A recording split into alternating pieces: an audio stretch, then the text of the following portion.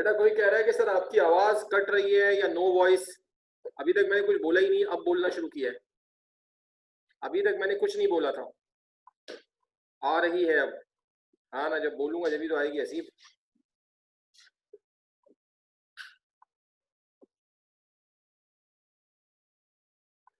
अस्सलाम वालेकुम बेटा, आप लोग कैसे हैं? ठीक हैं? अब मेरी आवाज आ रही है सबको?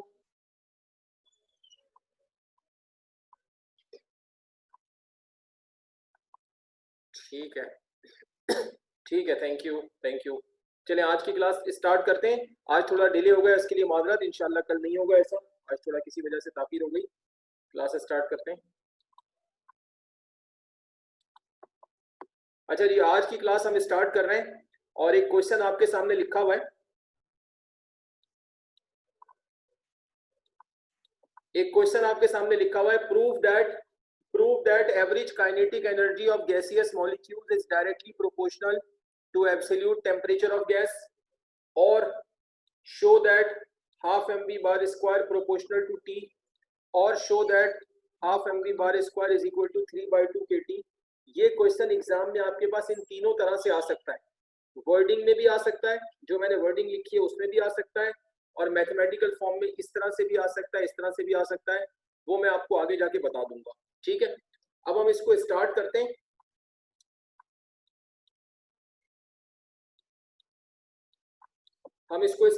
हैं। तो अगर हम थ्योरेटिकल बेसिस पे देखें तो गैसियस मॉलिक्यूल्स की जो एवरेज काइनेटिक एनर्जी है वो गैस के एब्सोल्यूट टेम्परेचर से डायरेक्टली प्रोपोर्शनल होती है। ये बात काइनेटिक मॉलिक्यूलर थ्योरी में डिस्कस हो चुकी है। देखें, काइनेटिक मॉलिक्यूलर थ्योरी में ये बताया जाता है कि जब भी किसी गैस को गर्म किया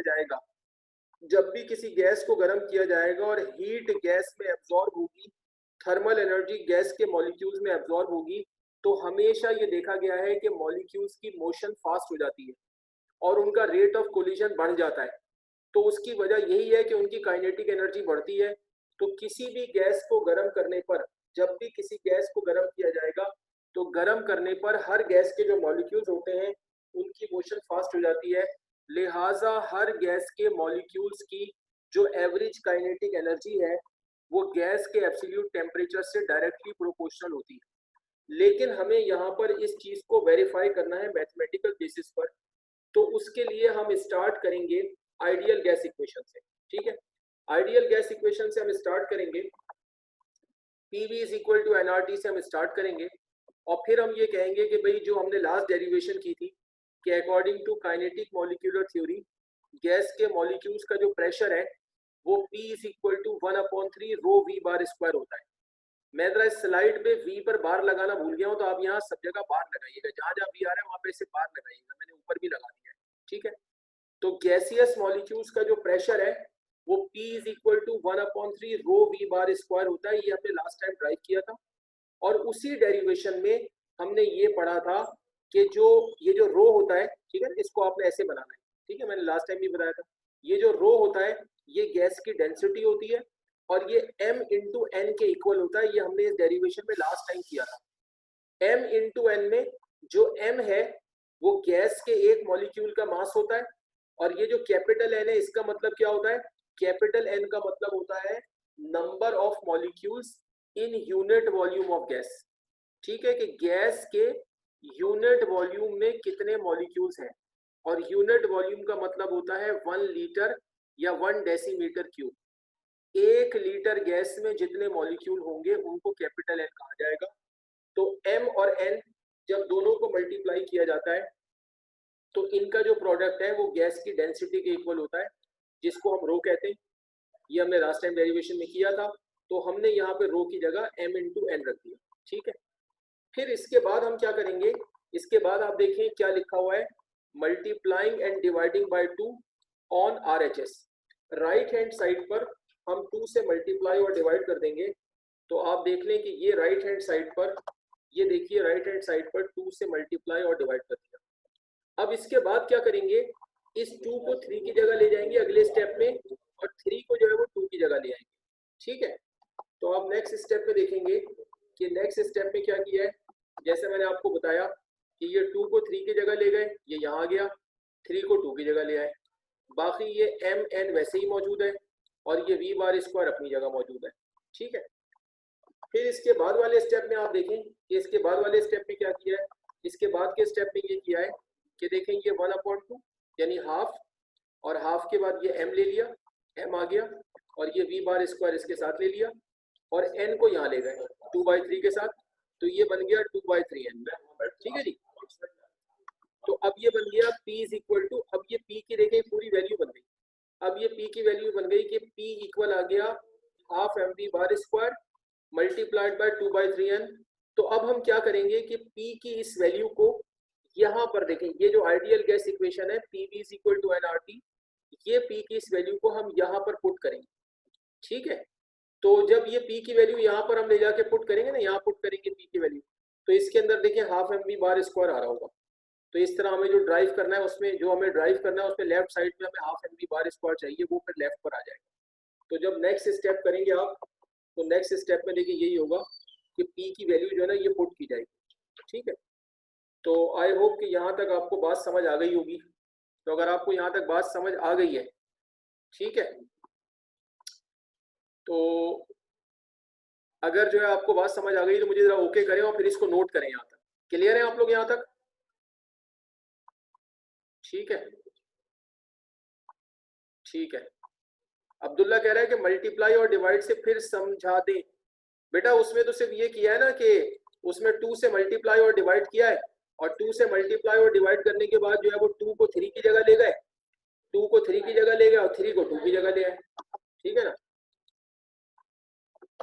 मल्टीप्लाई और डिवाइड करने के बाद 2 को 3 की जगह ले गया, 3 को 2 की जगह ले आया, ये 3 यहाँ आ गया, 2 यहाँ आ गया, और उसके बाद जो है ना अगले स्टेप में n को इसके साथ ले गए, तो ये 1/2 आ गया, और ये m आ गया, ये v बार स्क्वायर आ गया। ठीक है, और ये n इसके साथ चला गया, 2/3n हो गया। फिर ये जो p की पूरी वैल्यू है इसको इक्वेशन 1 में रख देंगे, यहाँ पर ये यहाँ रख देंगे, इसकी जगह यहाँ रख देंगे। तो जरा नोट कर लें आप लोग इसको।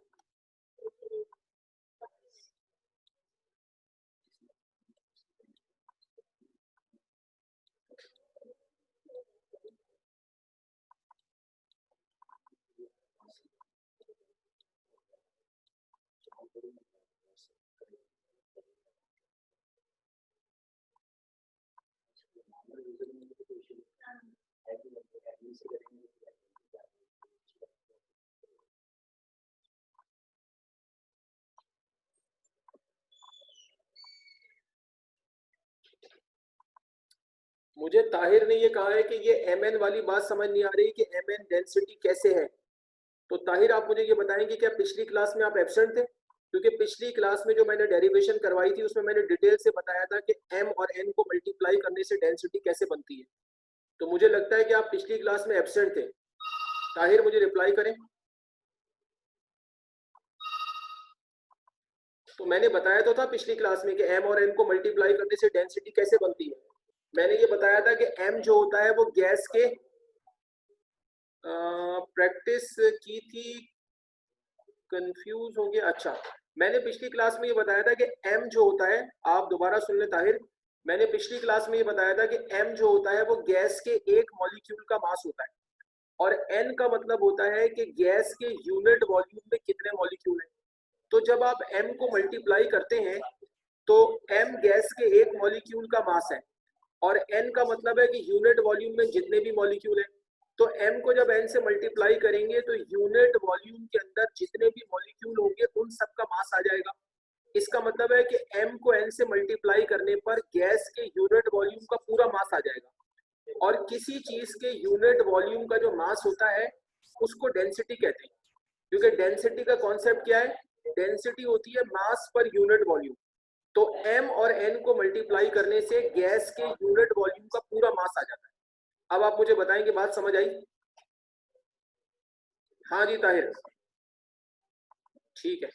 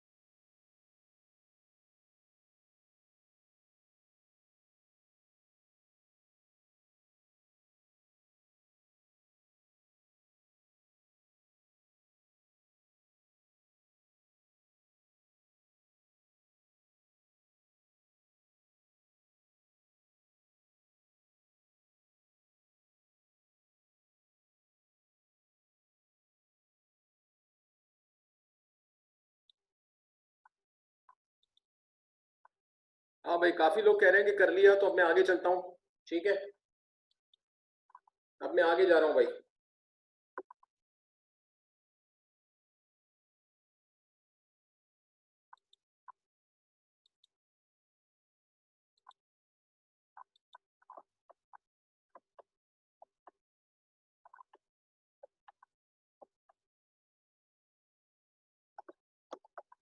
तो अब आप ये देखिए कि ये इक्वेशन 1 में रख दी है वैल्यू। तो इक्वेशन 1 जो थी वो थी PV is equal to NRT. तो देखिए यहाँ तक वैल्यू जो है ये पी की है, यहाँ तक ये पी की वैल्यू है, पी आ गया, वी आ गया, और राइट साइड पर क्या था, एनआरटी।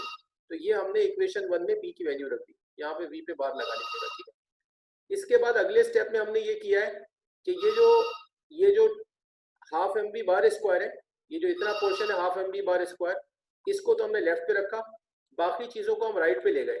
तो देखें ये 2/3 है, ये राइट पे गया तो ये राइट पे जाके 3/2 हो गया। और ये एन वी ऊपर आ रहा था, ये राइट पे जाके नीचे चला गया, ये एन वी नीचे आ गया। और ये एन आर अपनी जगह मौजूद है जो राइट साइड पे पहले से ही था। और ये जो टी आ रहा है, ये टी वैसे ही अपनी जगह पर मौजूद है। ठीक है, तो ये जो इक्वेशन आ गई, इस इक्वेशन को हमने कह दिया इक्वेशन नंबर 2। ठीक है जी, अब हम आगे चलते हैं। अब यहाँ पर एक बात हमने कही है, जरा ये बात समझनी है। हमने यहाँ पे कहा है the total number of molecules of a gas can be find out in 2 ways which are as following. यानी किसी भी गैस के जो टोटल नंबर ऑफ मॉलिक्यूल्स हैं उनको निकालने के 2 तरीके होते हैं। अब वो 2 तरीके क्या होते हैं? देखो, वो 2 तरीके ये हैं कि सपोज करें मैं आपको कहता हूँ कि भाई एक कंटेनर है, मैंने आपको बोला भाई एक कंटेनर है और उसके अंदर कुछ गैस मौजूद है। ठीक है, एक कंटेनर है और उसमें गैस की कुछ क्वांटिटी मौजूद है। अब फर्ज कर लें मैं आपको कहता हूँ कि भाई इस कंटेनर के अंदर 5 मोल गैस मौजूद है। तो जब मैंने आपको बोला कि इस कंटेनर में 5 मोल गैस मौजूद है, तो समझ लें मैंने आपको गैस के नंबर ऑफ मोल्स बता दिए, स्मॉल एन बता दिया। ठीक है, अब मैं आपसे ये कहता हूँ कि भाई बताएं इस कंटेनर में जितनी गैस है उसमें टोटल नंबर ऑफ मॉलिक्यूल्स कितने, ये मैं आपसे कहता हूँ। तो आप क्या करेंगे, हम ये सोचेंगे कि भाई एवोगैड्रोस नंबर जो होता है एन ए, वो क्या होता है, एवोगैड्रोस नंबर ये होता है कि 6.6.02 मल्टीप्लाइड बाय 10 पावर 23 मॉलिक्यूल्स। इतने मॉलिक्यूल्स जो होते हैं हर गैस के 1 मोल में होते हैं। दुनिया की हर गैस के 1 मोल में 6.02 10 पावर 23 मॉलिक्यूल्स होते हैं, जो कि एवोगैड्रोस नंबर है। ठीक है, अब इस कंटेनर में है 5 मोल गैस और 1 मोल में इतने होते हैं, तब टोटल का मतलब है कि 5 मोल में कितने होंगे। तो हम इस क्वांटिटी को 5 से मल्टीप्लाई कर देंगे तो टोटल मॉलिक्यूल्स आ जाएंगे।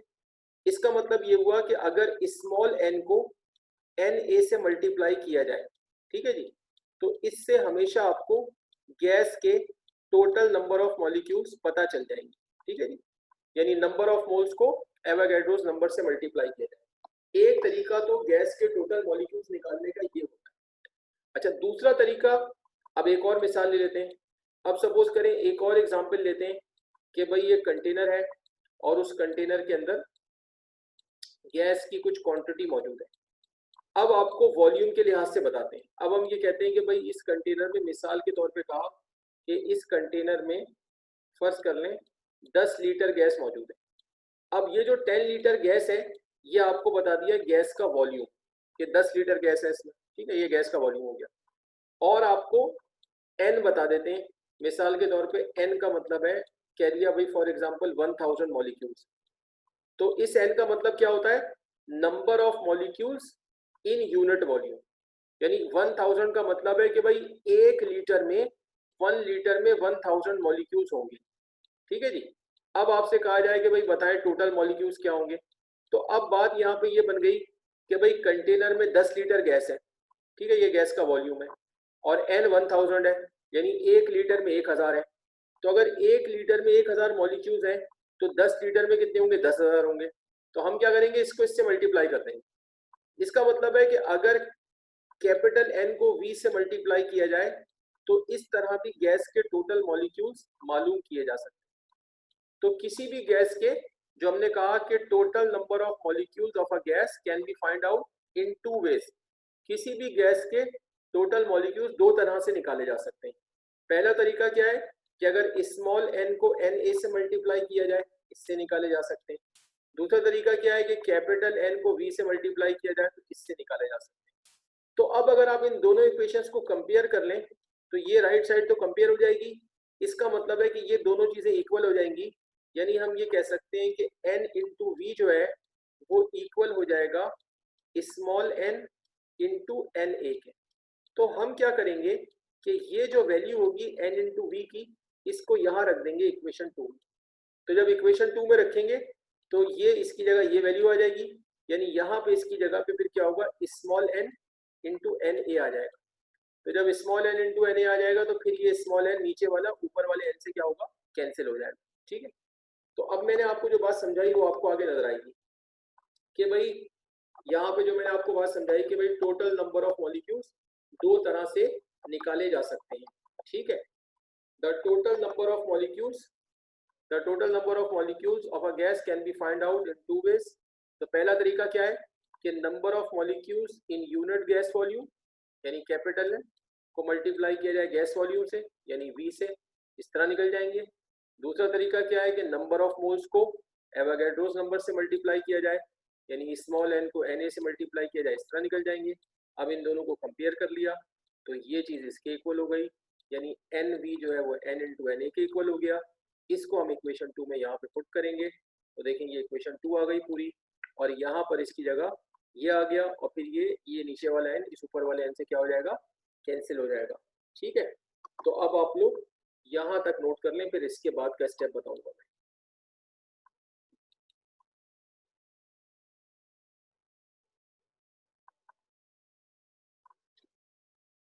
अहमद अली ने जो बात बताई है वो ठीक है, अहमद अली जो आप बता रहे हैं वो सही है, वो अगले स्टेप में आएगा। समीद भी कह रहा है, समीद और अहमद अली सही कह रहे हैं।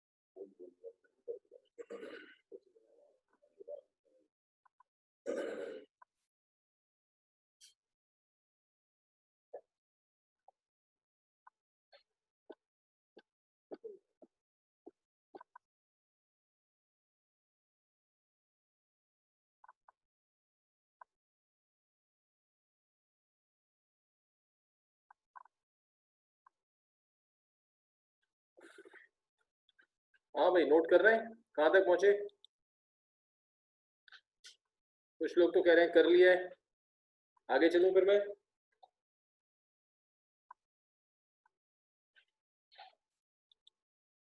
ठीक है, ठीक है, मैं आगे जा रहा हूँ।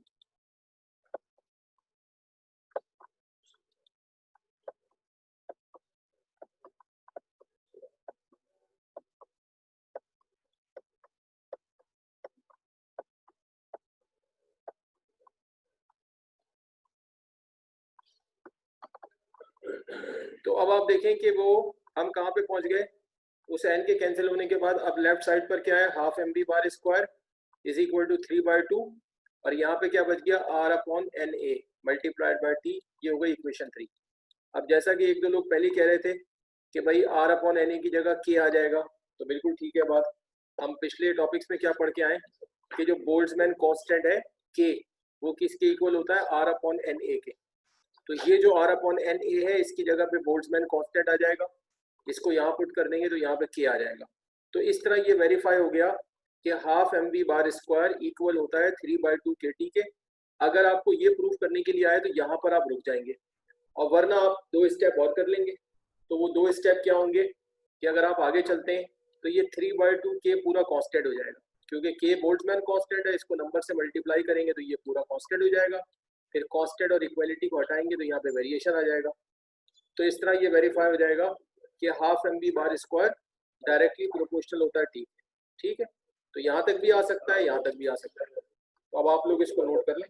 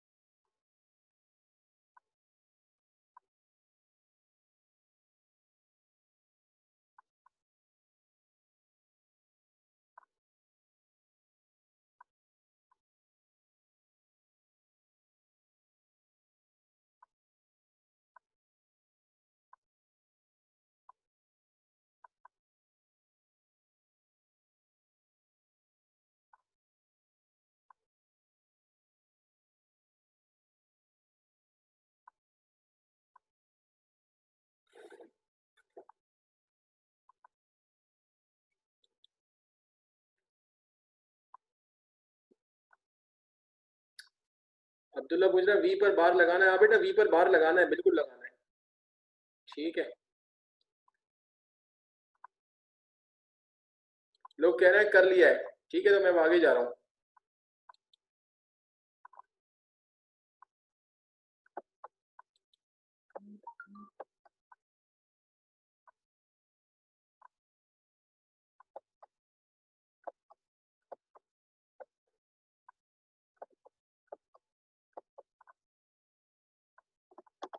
अच्छा भाई, अब हमारा जो नेक्स्ट टॉपिक है वो है to derive gaseous laws on the basis of kinetic molecular theory.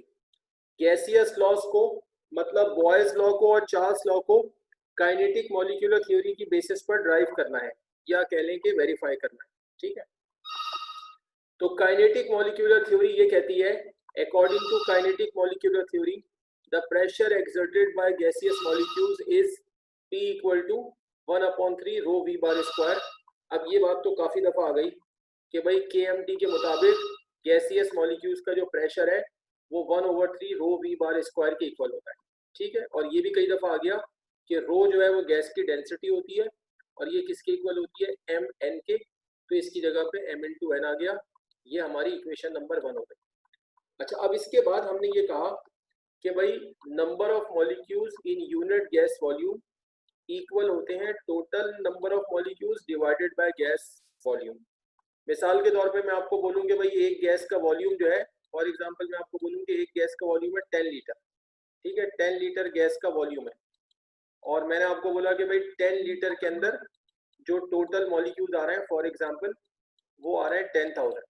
ठीक है, ये 10,000 मिसाल के तौर पे 10,000 मॉलिक्यूल्स 10 लीटर गैस में आ रहे हैं। अब आपसे बोला भाई n बताएं, तो n का मैं बार बार बता रहा हूँ कि n का मतलब क्या है कि भाई 1 लीटर में कितने मॉलिक्यूल होंगे। तो अगर 10 लीटर में 10,000 मॉलिक्यूल हैं तो 1 लीटर में कितने होंगे, 1,000 होंगे। तो आपने क्या किया, 10,000 को 10 से डिवाइड कर दिया, मतलब इसको गैस के वॉल्यूम से डिवाइड कर दिया। ठीक है, तो अगर हमें कभी भी number of molecules in unit volume of gas निकालना होगा तो टोटल मॉलिक्यूल्स को हम गैस के वॉल्यूम से डिवाइड कर देंगे, NT को V से हम डिवाइड कर देंगे तो n आ जाएगा। तब हम क्या करेंगे कि n की इस वैल्यू को यहाँ पे पुट करेंगे इक्वेशन 1 में।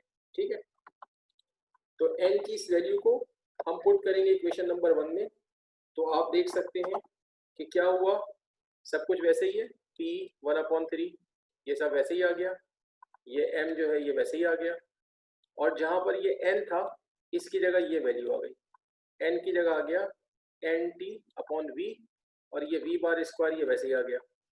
अच्छा, ये दोनों V में फर्क समझना है, ये जो V है ये गैस का वॉल्यूम है और ये जो V है ये एवरेज वेलोसिटी है, तो ये आप इससे कैंसिल नहीं कर सकते, ये दोनों अलग अलग चीजें। ठीक है, तो हमने इस तरह ये जो वैल्यू है इसकी वो हमने यहाँ पे रख दी।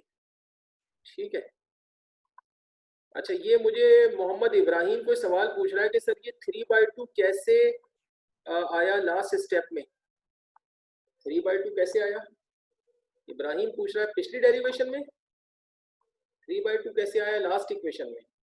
यार देख लेता हूँ दोबारा, लास्ट स्लाइड में देखता हूँ, अभी रुक जाओ दोबारा जाता हूँ।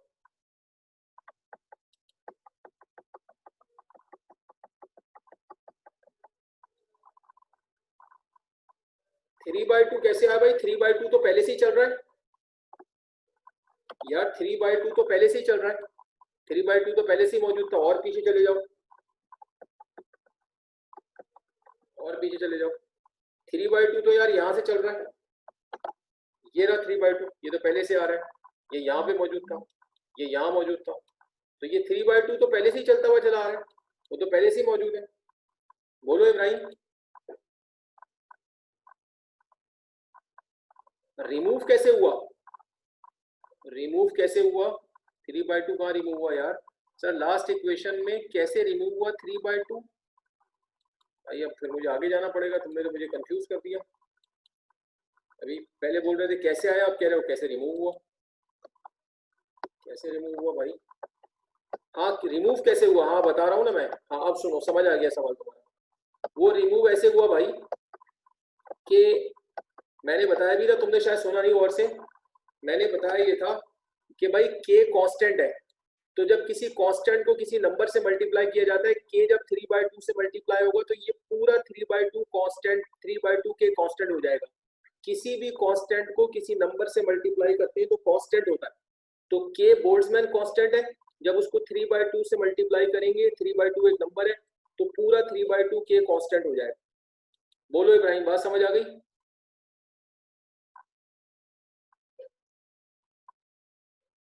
ठीक है, ओके।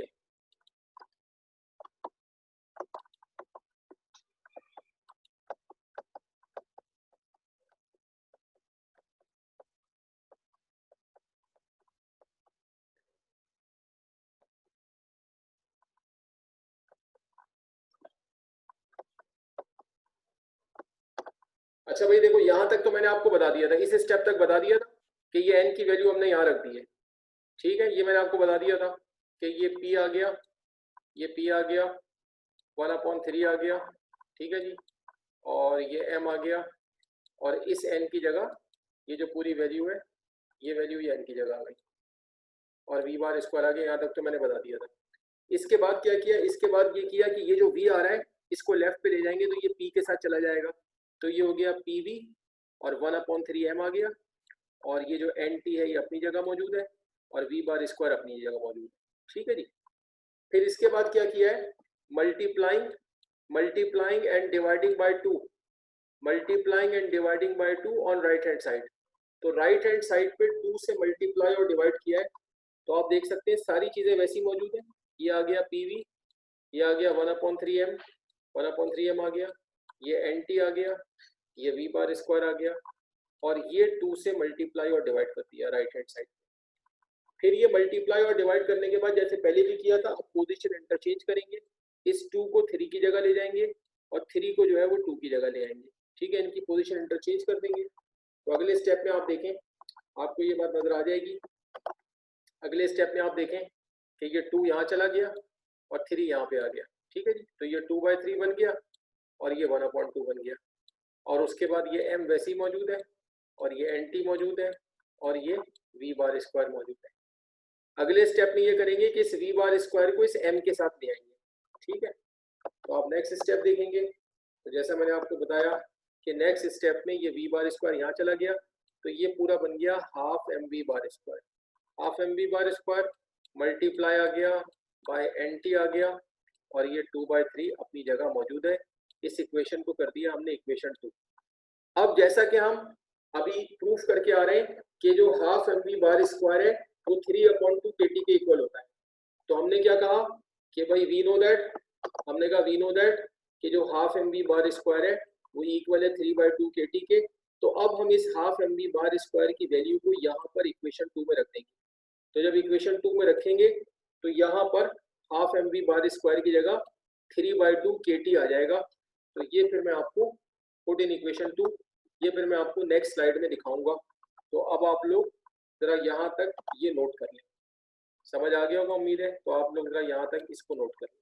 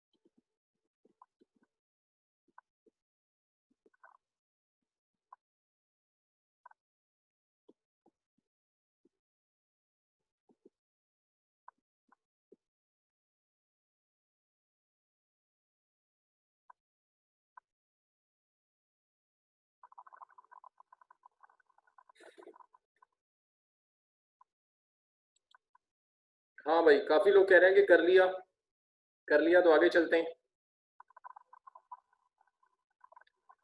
हसीब कह रहा है कि सर एक बार रिपीट कर दे। हसीब ये सारा कैसे रिपीट करूँ? या तो तुम्हारा कोई नेट का इशू हो गया होगा, नेट तुम्हारा डिस्कनेक्ट हो गया होगा। फिर जब ये वीडियो लेक्चर चलेगा तो तुम उसमें देख लेना। मैं पहले भी बोला था। वो कौन सा स्टेप रिपीट करूँ? अब सारा रिपीट करूंगा तो बहुत मसला हो जाएगा, बहुत टाइम चाहिए। तुम्हें अगर कोई खास, आपने मैसेज नहीं देखा, नहीं तो चलो वो मुझे बताओ ना कौन सा स्टेप, मुझे जरा मेंशन कर दो, मैं दोबारा बता देता हूँ।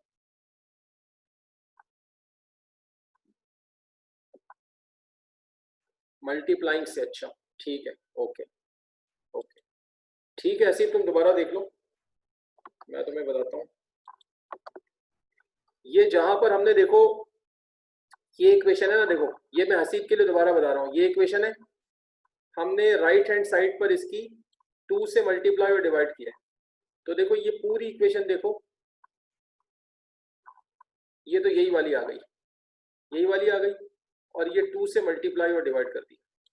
फिर 2 से मल्टीप्लाई और डिवाइड करने के बाद पोजीशन चेंज की है। ये देखो ये 2 को 3 की जगह ले गए, 3 को 2 की जगह ले आए। तो अगले स्टेप में आप देख सकते हो कि ये 2 यहाँ चला गया, ये 1/2 हो गया, और ये 3 इसकी जगह आ गया, ये 2/3 हो गया। बाकी चीजें ये सब वैसी लिखी हुई, ये सब ऐसी लिखा हुआ, ठीक है। फिर उसके बाद ये किया कि ये जो v बार स्क्वायर है इसको इसके साथ ले गए, तो ये आ गया हाफ, ठीक है, ये वाला हाफ आ गया, ये m आ गया, और ये v बार स्क्वायर आ गया, और बाकी ये nt आ गया, और ये 2/3 आ गया। अब ऐसा हमने इसलिए किया था कि हमने ये अभी आज की क्लास में ड्राइव किया है कि भाई half M B bar square जो है, half M B bar square 3/2 KT के इक्वल होता है। तो इसे हम इक्वेशन 2 में रखेंगे, मतलब ये जहाँ पे half M B bar square आ रहा है इसकी जगह पे ये 3/2 KT आ जाएगा। तो अब आप हसीब मुझे बता दो कि आपको बात समझ आ गई? हाँ जी हसीब, ठीक है, ओके, ठीक है, थैंक यू। तो अब हम आगे जाएंगे, तो हम आगे जाएंगे और अब हम इसकी वैल्यू को इक्वेशन 2 में रखेंगे। तो आप देखें कि अगले स्टेप में हमने क्या किया, हमने जो है जैसे आपको बताया था कि हमने उसको इक्वेशन 2 में रख दिया। तो यहाँ पे लेफ्ट साइड पे देख लें, उसमें पी वी आ रहा है, और यहाँ पे half M B bar square आ रहा था, उसकी जगह 3/2 KT आ गया। ये इक्वेशन 2 गलती से लिख दिया, ये नहीं लिखना, ठीक है, ये नहीं लिखना, 3/2 KT आ गया, और बाकी ये NT अपनी जगह मौजूद है, 2/3 अपनी जगह मौजूद है। तो फिर आप देखें ये 3 से 3 कैंसिल हो जाएगा, और ये 2 से 2 कैंसिल हो जाएगा। तो हमारे पास क्या बचा, ये NT बच गया, ये आ गया, और ये KT बच गया। तो अब हमारे पास राइट साइड पे बच गया NT KT, और लेफ्ट पे PV मौजूद है, क्योंकि ये बाकी ये चीजें कैंसिल हो गई। ये जो इक्वेशन आ गई इसको हमने 3 कर दिया, ठीक है, ये नहीं लिखिएगा, ये गलती से आ गया। अब इसके बाद जो है क्या होगा, अब ये जो इक्वेशन 3 है, ये इक्वेशन 3 ऐसी इक्वेशन है जिससे बॉयज लॉ भी वेरीफाई हो जाएगा, इस इक्वेशन से बॉयज लॉ भी वेरीफाई हो जाएगा, और इस इक्वेशन से चार्ल्स लॉ भी वेरीफाई हो जाएगा। तब हम देखें, पहले बॉयज लॉ कर रहे हैं, हमने कहा यूजिंग इक्वेशन 3, हमने इस इक्वेशन 3 को यूज किया, ये इक्वेशन 3 हमने लिखी, ये इक्वेशन 3 हमने लिखी है, ठीक है, ये इक्वेशन 3 आ गई जैसे यहाँ लिखी हुई थी। इसके बाद हमने ये किया कि इस P को हम राइट साइड पे ले गए, तो ये P राइट साइड पे जाएगा तो ये 1/P हो गया, ये राइट पे जाके 1/P हो गया, बाकी ये वैसे ही आ रहा है, और यहाँ पे V रह गया। अब अगले स्टेप में हमने देखो क्या किया है, अगले स्टेप में हमने ये जो पूरी चीज है, ये NT KT इसकी जगह कांस्टेंट दिया है। क्यों? इसलिए कि यहाँ पे 3 कांस्टेंट मल्टीप्लाई हो रहे हैं। पहली बात तो ये है कि ये NTK क्यों कांस्टेंट होगा, क्योंकि देखो NT का मतलब है total number of molecules in gas. किसी भी गैस के जो टोटल नंबर ऑफ मॉलिक्यूल्स होते हैं वो कांस्टेंट रहते हैं, चाहे गैस का वॉल्यूम बढ़ जाए या कम हो जाए। पिस्टन ऊपर चला जाएगा, गैस एक्सपेंड हो जाएगी, पिस्टन नीचे आ जाएगा, गैस कंप्रेस हो जाएगी, मतलब वॉल्यूम कम या ज्यादा हो सकता है, लेकिन गैस के टोटल मॉलिक्यूल्स उतने ही रहते हैं। तो इसका मतलब है कि ये जो NT होता है, टोटल नंबर ऑफ मॉलिक्यूल्स, ये किसी भी गैस के चेंज नहीं होते, और K जो है बोल्ट्जमैन कांस्टेंट है। तो जब इन दोनों कांस्टेंट्स को मल्टीप्लाई करेंगे तो इन दोनों के मल्टीप्लाई होने से तो कांस्टेंट आएगा, ठीक है, यानी ये दोनों चीजों के मल्टीप्लाई होने से तो कांस्टेंट आ गया। अब ये जो तीसरी चीज है T, ये क्यों कांस्टेंट है, ये लिखा हुआ है कि T is equal to constant for Boyle's law. Boyle's law के लिए टेम्परेचर कांस्टेंट होता है, क्योंकि बॉयज लॉ क्या कहता है, at constant temperature. Boyle's law कहता है at constant temperature volume and pressure are inversely variated. तो बॉयज लॉ के लिए टेम्परेचर कांस्टेंट होता है। तो इस तरह ये तीनों कांस्टेंट हो गए, इन तीनों कांस्टेंट्स को मल्टीप्लाई करेंगे तो ये पूरा एक कांस्टेंट हो गया, और ये 1/p अपनी जगह मौजूद है। अब आप इस कांस्टेंट को और इक्वलिटी को हटाएंगे तो ये फिर आ जाएगा v प्रोपोर्शनल टू, जब आप इसको हटाएंगे तो यहाँ पे प्रोपोर्शनलिटी आ जाएगा इसकी जगह, तो इस तरह v प्रोपोर्शनल टू 1/p आ जाएगा। ये आपका बॉयज लॉ वेरीफाई हो गया, ठीक है।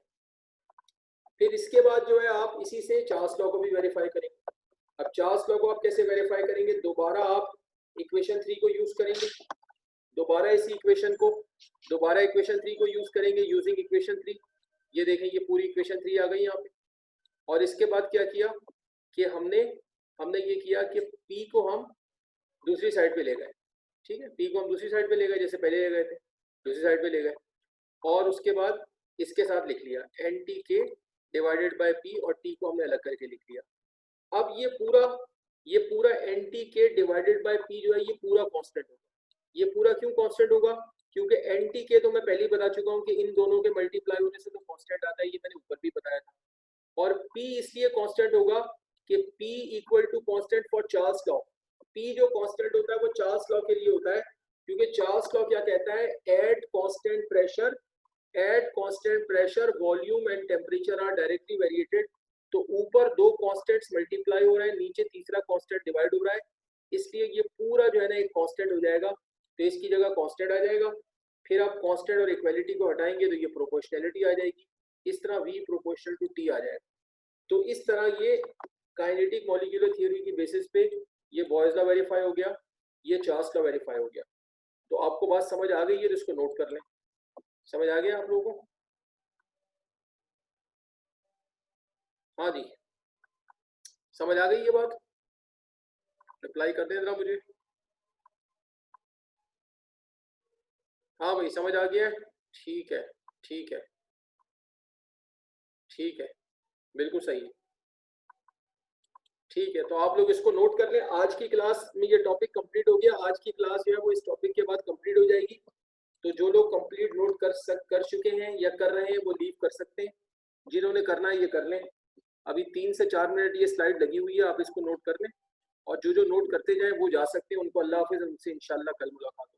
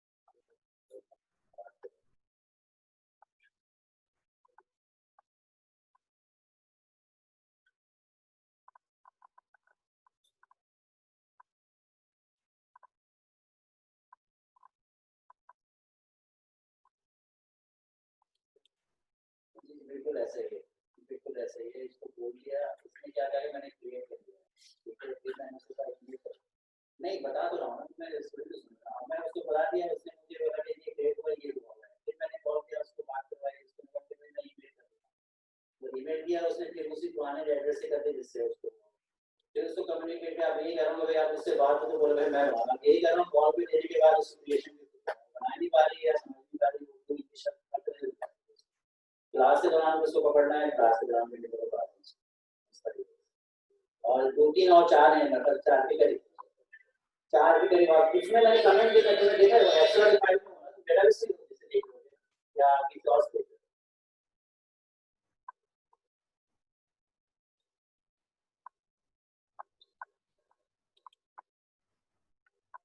सिराज फातिमा कह रहे, अच्छा जो मैंने लिखे हुए हैं इनवैलिड, उसके अलावा ये सिराज फातिमा आ रहे हैं, मैंने तो ना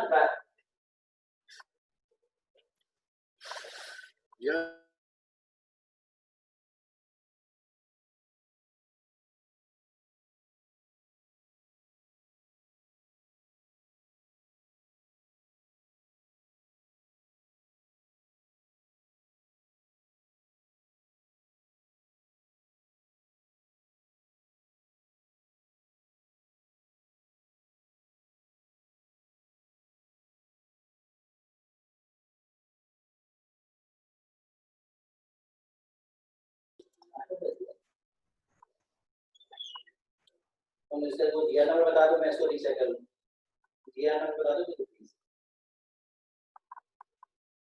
27, ये कह रहा है मैं अहमद अली हूँ और मेरा ये वैलिड नहीं, अली नहीं, ये कह रहा है।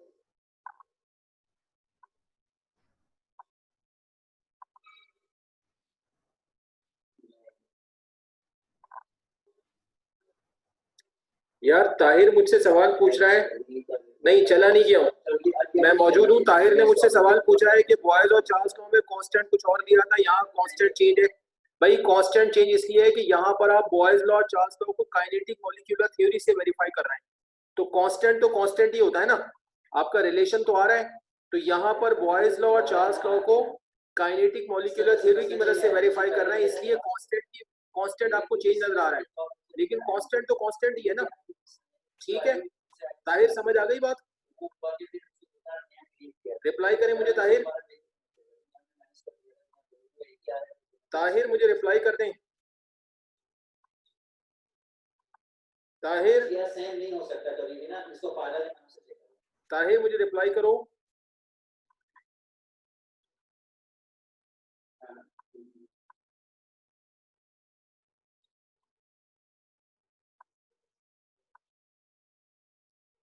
हाँ जी ताहिर, आप मौजूद हैं या चले गए हो?